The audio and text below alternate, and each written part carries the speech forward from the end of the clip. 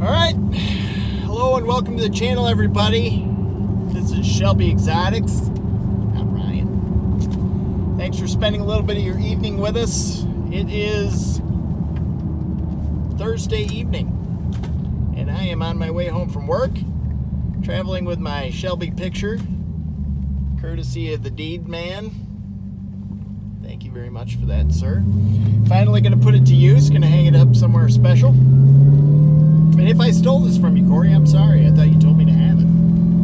I don't know. I put it in the car and there it is. So, this is going to go in the garage. The house is about done. We're kind of excited about that. That'll be good. Couple things. Anybody heard anything on the GT500 yet? It's kind of getting to be old news. I'm kind of getting sick of it. That's what I'm getting. And I'm sick of it for a couple of reasons. Number one, we don't have any more information than we had before. I don't know why I'm doing a list, so we'll do B. When the hell is it coming out? I mean, the whole reason I'm a little bit miffed is I would like to get one of the cars. That goes without saying. But I'm kind of thinking it's going to be a FUD dud now because I've been following it so long, and I usually don't follow stuff that long. And they keep making 350s. Like, you guys are killing the value of my R. This will be the second full summer with the red GT350R, the 17, because I got that in, like, I don't know, May, I think. I flew down to Alabama and got that. So that's been a hot minute. I still don't know what it's like to have a Ferrari for an entire year, because that's still sitting down at Continental Ferrari. You know, me and my high-class problems are getting a little bit upset. We're busier than snot at work. Business is off the chart. We're behind. You know, I don't like being behind. We're not terribly behind. We're not like crucify you behind, but we're behind. We're never behind. We're always on time. I can't say that anymore. We're late. But our business is up like 80-something% for the year, and that's a good thing. It's a real good thing. Got more equipment being installed. Things are happening. But I didn't want to bore you with work. You don't want to hear about that crap. So we're headed down here on Potter's Road, headed back home. Do want to fill you in on a couple things. We're going to talk about the buyback, but that's not going to be today because I'm putting together kind of a cool video on that whole deal. So, goodbye. That's it. These guys were awesome, by the way.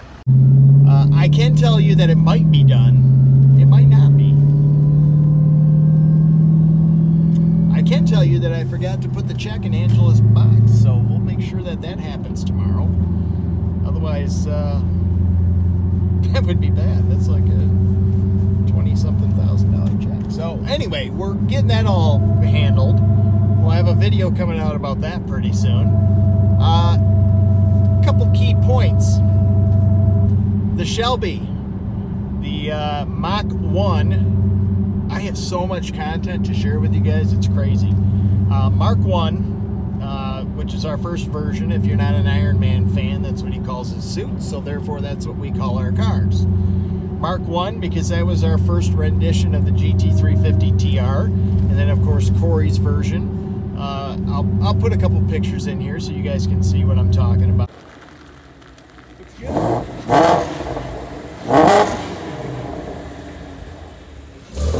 Good, I took those wheels. Ah.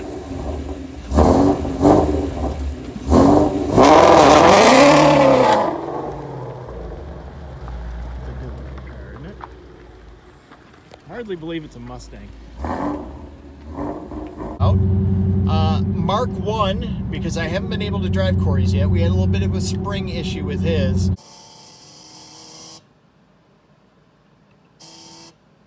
Back that up again.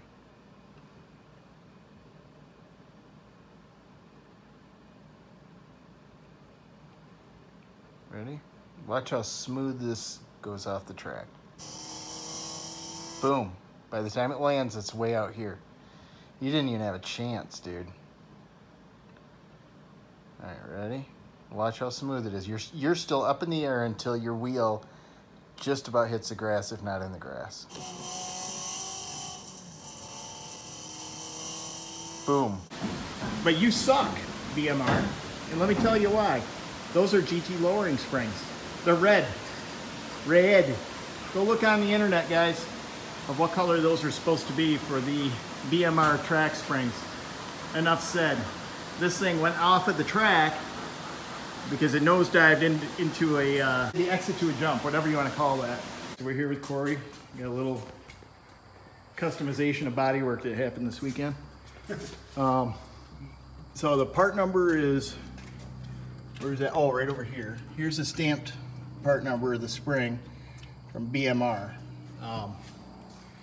Now you ordered these with the intent of this being a race car, right? That's right. Okay. Track only car. Track only car. And they knew that when we ordered them, or at least we ordered the kit that was supposed to be. Do you have the original order by chance somewhere? Probably do. And I don't have it right, I don't need it right now. Probably do. So Corey's gonna look for that. What happened is that Corey, we didn't want to tease him until we knew what happened, but went off the track twice with this thing this weekend and never went off the track before. Ever in my whole life. I would actually consider Corey to be a pretty conservative driver out there until he knows what he's doing, unlike me. So, but what happened is by the video, and I'm gonna put a clip of that in here right now. Ready? Watch how smooth this goes off the track. Boom. By the time it lands, it's way out here. You didn't even have a chance, dude. All right, ready? Boom. It appears that the shock, or strut rather, and the spring fully compressed, similar to what you'd see with a pothole, where everything just stuffed up underneath the car. And while you just watch the video, we'll show it in slow-mo so you can gather up what happened. But I'm thinking you guys will come to the same concern if you know anything about racing at all, that this thing bottomed out, simulated a giant pothole, and just pushed Corey right off the track. Wheels are pointed in the right direction, but look at how costly this is. We got basically a whole front clip because we got some crackage right here. Nice pancake wheel well. Yeah, there. This is kind of the bigger part of the deal, which is kind of neat. That one piece is the wheel cover. Belly pan. Carbon fiber splitter. Yeah, that's the R splitter. Just throwing his Legos everywhere. This kid's having a tantrum. He's throwing them everywhere. And he should, because this stuff shouldn't have happened. Here's the tires, just so people don't think we were running on a bald set of tires, because we try to think of everything here at Shelby Exotics. All the stuff you guys will say that we suck at, just because that's what you do. But there is a ton of meat on this thing. I mean, you can't get more than that. And this is the right front. Or left front, sorry, which is the tire that we needed. Hey, you want to also do, which proves the second theory, is I'll text you the picture of the Cup 2. Yes. That's completely sliced off. We didn't know why. And we didn't know why, but we can tell now because it was completely sliced all the way around. Our theory was that it in our heads is that it hit this. So we thought maybe tire size, but it's a 305. It's a 305. 305. 3019. Yeah, 3019. So they were the right size for this car. But you know what? That tire sliced in almost the exact spot I went off. Yeah. Almost the exact same spot. Oh, was it really? Right at that Right, jump? coming down that hill. Yeah. Coming down the hill. Oh, that's right. Because I pulled right in where Dave was. Yep. At the flag station. I Yep. just said, whee! Yeah, I'm out. So yeah, exact same spot. It just, yeah, it's bad news. It's bad news. No fun at all. So anyway, that's, Corey's gonna send us a little picture of the order, of what he ordered. Again, there's the tire, we're good with that. Rest of the car's good, it's just got a little protective, what do we wanna call that? Just a petroleum residue, special acrylic polymer. Those slick coating on it. Ultra slick. Yeah, it's got like Slick 50, if any of you 90s guys remember that shit. We punched a hole in the oil cooler. Yeah, and we punched, this was the bigger part of the issue of the weekend that Corey took a lot of heat for, that really, it's not his fault at all, because he's like in shock wondering what the hell just happened to his car. But it tore the oil cooler up on this side, which dumped oil all over the track. Your adrenaline starts running, and you're thinking, I just got to get back to the pits. So we dumped a little oil on the track, but hey, you know, stuff happens. This one got damaged here, and I don't know if this kink is supposed to be in here or not. It's definitely in both sides now. So, and here's this tire, which is perfectly good as well. So that's the deal. And just for you guys that are out shopping for springs right now, BMR Racing, do not buy their springs. I'm telling you right now. Corey bought a set of their racing springs, and they accidentally sent him a set of GT lowering springs. All right, which there's no way for us to know that, right? There's just part numbers on these things. It said, you know, the kit that he ordered, so he installed them. Problem being is that when you go over, you know, heavy obstacles, or any of you guys that race know, if you have GT lowering springs, they're basically not springs.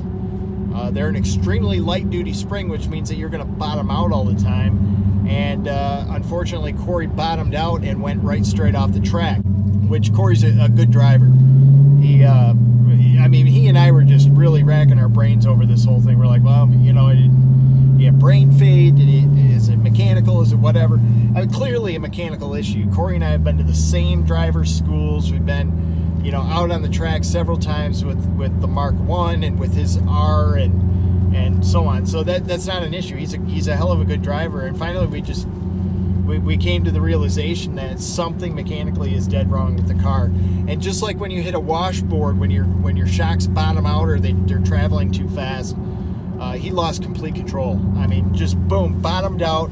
The car then gets airborne. By the time the car comes back down and the contact patch of the tire can do any good, which means it has to completely bottom out again for it to have enough force to actually, you know, push back on the wheel to get you to turn. It's all just simple physics. When you have a spring that completely, you know, bottoms out, there's nothing there. There's no force, equal force that's going to allow the car to turn. So that's the realization we came to. So we contacted BMR because, you know, it's a big deal. It blew his car apart. We wanted to know what they were going to do about it. And zero callback, zero any kind of response from them whatsoever. So you guys that are out shopping for springs, buy the Ford Performance R spring, which is what we have both in my car and in Corey's car now. And you know, we're running lap times that are a phenom right now, at least in Mark 1. Mark 2 is going to be even better because Corey's got the DME, I think it is, the programmable Magnaride controller. So it'll be good to get that out there. We're going to be going out to the track on October 19th out of Grattan. So if you'd like to come out and see what we're doing, that'd be great. Otherwise, Corey and I will be out there kind of dialing in that whole suspension and seeing, you know, what kind of good we can create with that. But it was nuts. We were really struggling with, you know, is it the DME controller, and trying to figure out what kind of programming. Maybe we did something wrong with the rebound and the, you know, just the spring rates and that type of thing. Not spring rates, but the recoil rates, the shock absorbers, which is basically all that a Magnaride system is. So we should just be dialing in things, and we were making wholesale fucking changes with the suspension system. So it was unfortunate. Corey worked his balls off, got the car back up and running by the next track day, and you know, got the R springs in it, and he was very pleased. He's like, hey, I got my car back. So you know, not just that he got his car back, but it felt like his car again. And you know, that's what you got to have. You go sailing off into turn 1 at 105 miles an hour, you got to know that bitch is going to stick, period. Which brings me to my next point of view. I mean, I've got so many videos we could split this in, guys, but we got a lot of catching up to do. At our last event, we beat the track record at Grattan. We meaning myself and the Mark I, but I always include we because Corey, you know, did a ton of the work, like 90% of the work on building the white and blue car, which was awesome. I didn't know enough about it, so it was a good learning experience for me. And then, of course, him and Niall did most of the work on Mark II. And once you interject another, you know, person into that, Niall's learning as he's going, and I just followed along and listened a lot. So but that car is superb. The quality of the build is phenomenal. Niall did a very nice job on that. So in the meantime, we got the car tuned. I believe I've got some video on there, but we're fully running corn. We've got all E85 tunes in it. I've also got an E98 tune, which is phenomenal. I'm not switching back to regular fuel. Do you guys that are, I want to stick with gas, and gas fucking rocks, blah, blah, blah. Go ahead, dude. I'll wave as I'm going by. It's that much of a difference. I mean, this car's got to be 50, 60 more horsepower than the 100 octane that we were using, which is good fuel, and the tune is good. It's just this, I believe, is the next evolution of that. So let's have a look. One of the other things that we put on was the I went ahead and ordered the dive planes from Core Motorsports, and those are cool. Those actually do make a big difference relative to keeping the car stable on entry, especially in turn one. The car just stays very, very, very, very stable and steady. So see if I can show you that. Right now we're totering these are my E85 tanks here. I've got 3 of them, all with individual pumps on them. They're all full of E98 right now. Let me flip this around. This is the dive planes that I was telling you about right here. These are the dive planes. They just kind of hook up around the outside. They're much thicker than what you'd think. They're damn near a hand width thick, and they're on both sides. So let me show you. We got a couple extra sets of tires and stuff going on here, which is good. But there's the let's keep my gator juice right there. But there's the dive planes. You know, not only do they look cool, but they really add a lot of stability going into turn one. I think Corey's going to add these on. I'm not entirely certain. He was asking me about it the other day, and we've just been, we've both been super busy, so we haven't gotten a chance to connect on a couple issues. So,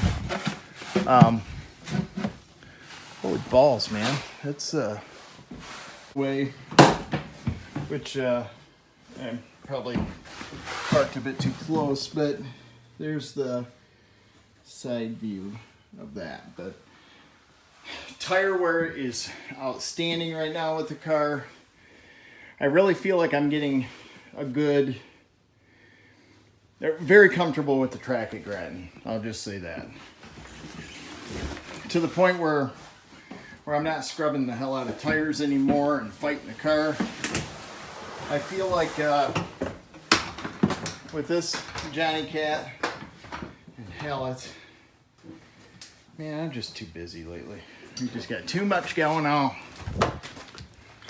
Drawers are falling down. But there they are, the dive planes there. And thank you, Chris Berry, for putting those on. He cut me a good deal. It's a auto body shop in Lowell. And he done good. So yeah, that's kind of the update on the race car. And I do drive the Hellcat a lot. It's definitely the most comfortable of all the cars that I've got, just for a daily driver. And it's a hoot. It's just a lot of fun.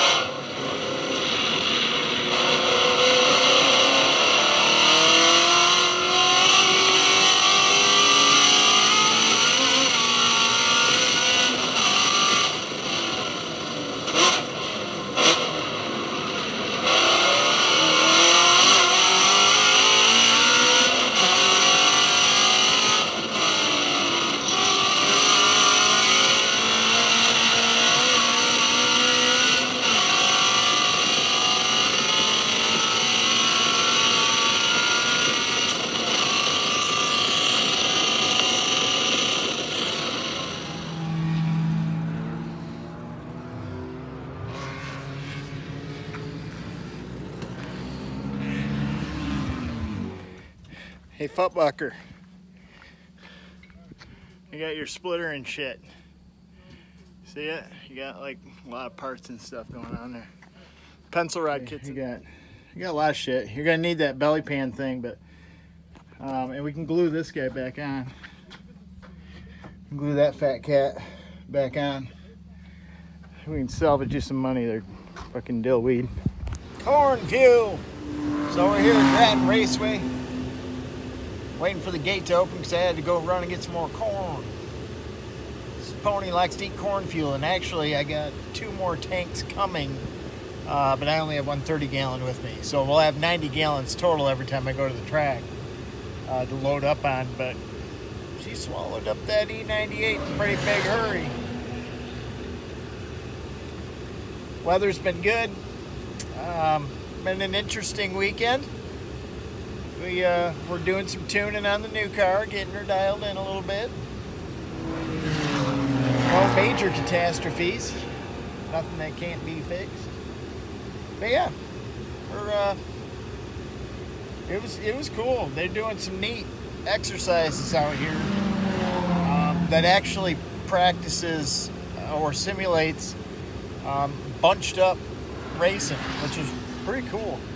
It wasn't like, you know, the first car drops back and then the next car is leading and then that car drops back and the other car passes. This was, if you're the last car, you actually have to work your way up through the pack and do what's called bullshit point buys, which are,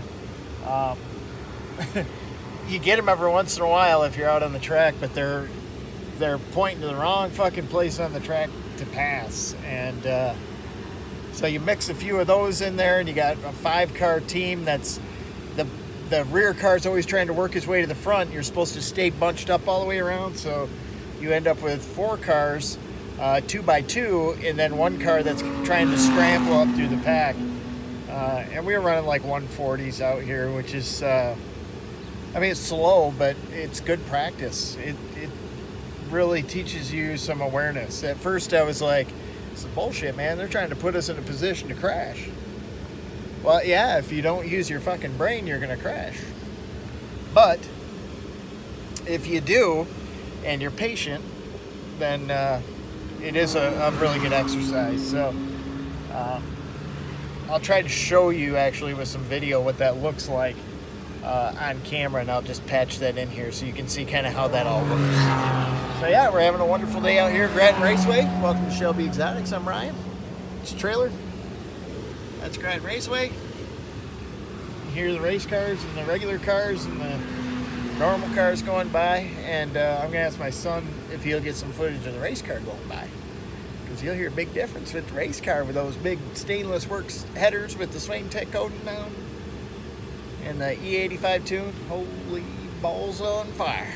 Welcome aboard. If this is your first time here, I'm Ryan. Make sure you subscribe. Subscribing is the only way to win here on Shelby Exotics. We ain't giving nothing away yet, but when we do, get yourself in a position to win. Hit the bell too. The bell does a secret thing. It's called notify you every time we post. So far, car's running good. It's running cool. I did have an electric issue. I actually couldn't start the car Saturday morning, and switched some fuses around, and all of a sudden, damn, my transmission cooling issue's done. It's all fixed. Kind of suspected it was an issue like that, because I would turn the car on, not even moving, and you could watch it go from 115 or 90 degrees. You'll go 90, 91, 92, 93, 94. So if that ever happens to you, you might have a loose connection fuse or something going on. GT350 owners, because that's all stock shit. Anyway, I got race carring to do. Talk to you soon.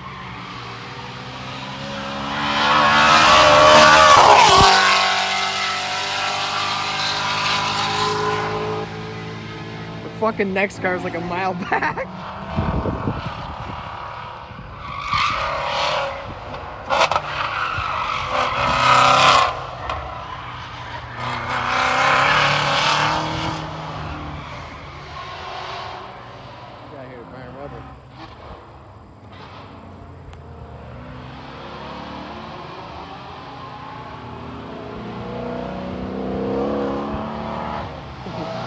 for the camera.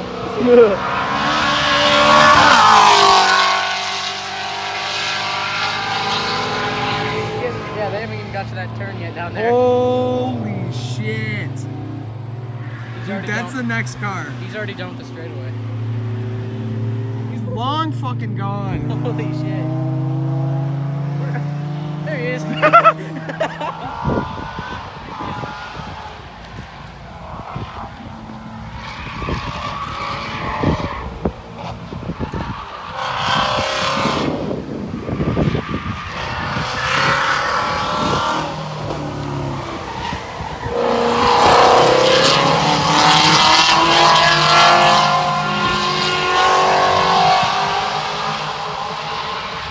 Where's the fucking next one? I have no idea. Oh wait. Oh my god, he's way back there. Holy shit.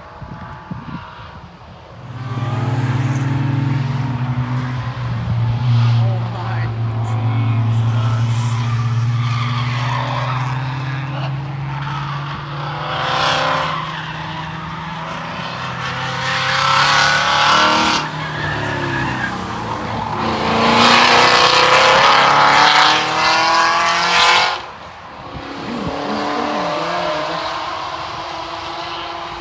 That's crazy. Ain't nobody. There's no. So that's it. That's all we got. I've been up trying to get you guys good content for some time, but every day has an end. And this is the end of that day. Thank you very much for watching today. Don't forget to please subscribe. Hit the bell that's going to tell you when we post. And as always, leave a comment. Thank you very much for watching Shelby Exotics today. Tell your friends. Thank you.